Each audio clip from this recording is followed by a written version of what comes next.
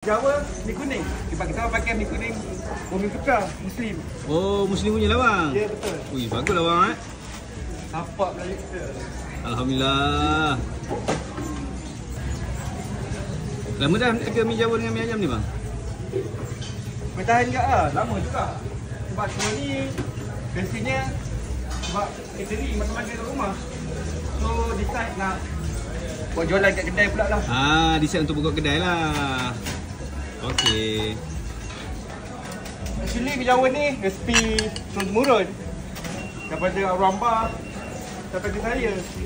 So dapat positif vibe. Saya continue lah. Okey, maknanya ini resipi dari Mbah lah. Ya, betul. Okey. Apa yang spesialnya dalam mi Jawa abang ni bang? Special dia kuah lah. Kuah dia dengan bahan-bahan yang kita pakai semua memang yang berkualiti. Dalam mi Jawa tu ada apa je?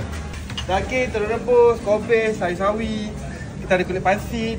Kita ada hiasan lada.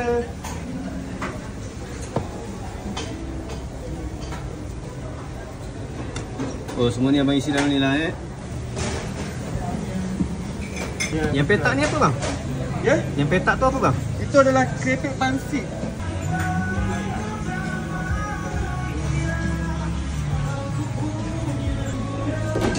Ni apa bang? Ini adalah mi ayam.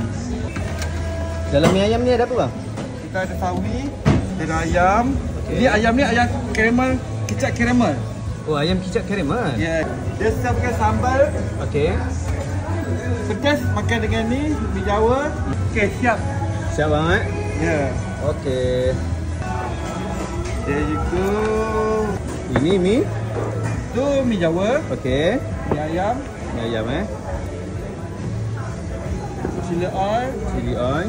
Chili oil bang Ini sambal korek level 4 Okey bang. Terima kasih bang Saya makan dulu bang Okey.